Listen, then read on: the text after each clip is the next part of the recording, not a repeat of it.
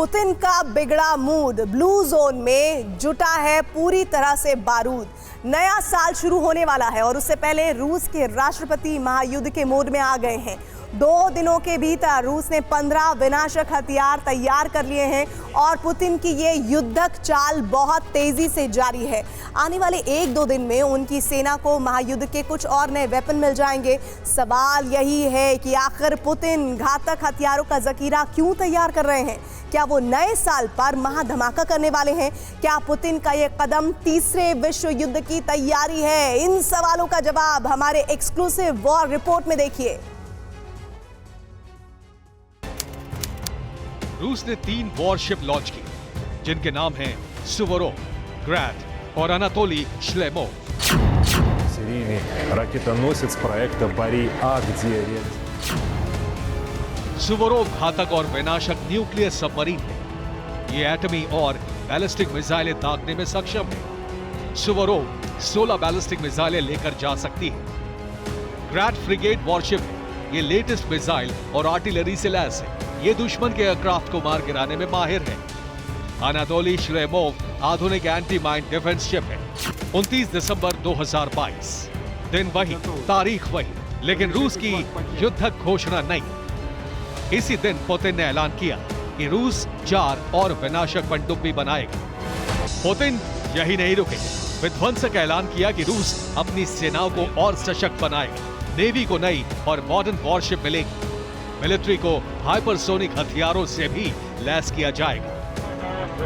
29 दिसंबर 2022, इसी दिन रूसी एयरफोर्स को Su-57 फेलोन लड़ाकू विमानों का एक नया बैच मिल गया।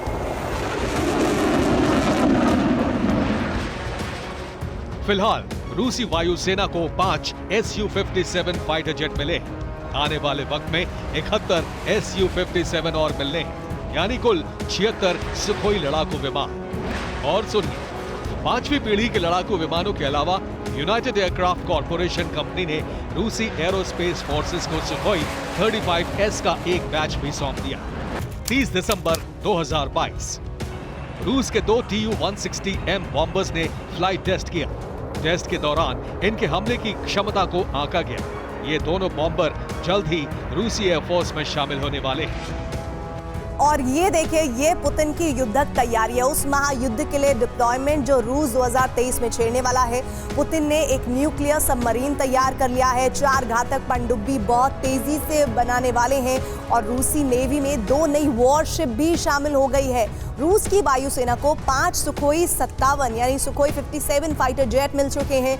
जल्द ही 71 और सुखोई 57 मिलने की उम्मीद है और रूस की एयरफोर्स को सुखोई 35S का नया बैच मिल सकता है। और रूस ने आज ही 2 Tu-160M बॉम्बर का फ्लाइट टेस्ट किया है, यानी सिर्फ 2 दिनों में ही पुतिन ने 15 विनाश हथियार वॉर रेडी कर लिए हैं।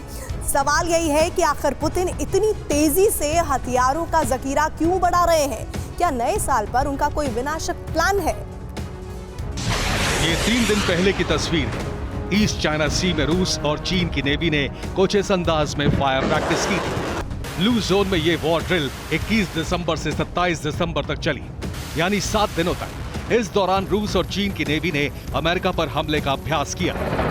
समंदर में अगर महायुद्ध छिड़ता है तो अमेरिकी पनडुब्बी और एयरक्राफ्ट को कैसे ढेर करना है, इसी की एक्सरसाइज की गई। 30 दिसंबर 2022, रूस के राष्ट्रपति व्लादिमीर पुतिन और चीन के राष्ट्रपति शी जिनपिंग के बीच वीडियो कॉन्फ्रेंसिंग पर अहम बैठक हुई। पुतिन और जिनपिंग ने ऐलान किया कि दुनिया में बढ़ते तनाव को देखते हुए रूस और चीन मिलिट्री कोऑपरेशन को और मजबूत करेंगे। रूस और चीन मिलिट्री कोऑपरेशन को मजबूत करेंगे। दोनों देशों के बीच सैन्य सहयोग बहुत ही जरूरी है। दुनिया में तनाव बढ़ता जा रहा है, हमें मिलकर काम करना होगा। तो सवाल यह है कि क्या पुतिन और जिनपिंग 2023 में महायुद्ध छेड़ने वाले हैं? क्या दोनों के टारगेट पर अमेरिका और यूरोप है? आखिर पुतिन हथियारों का बड़ा जखीरा क्यों जुटा रहे हैं? पुतिन और जिनपिंग बहुत तेज गति से युद्धक चाल क्यों चल रहे हैं? क्या ये सब नए साल में सबसे बड़े बारूदी बवंडर लाने की तैयारी है? फिलहाल तो ऐसा ही लग रहा है। रूस और चीन में जो जंगी डील हुई है, उससे 2023 में महायुद्ध का सीन क्लियर हो गया।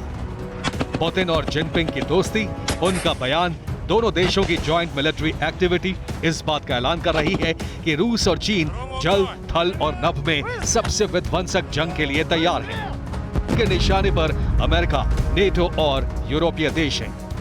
Bureau report, TV9 Bharat.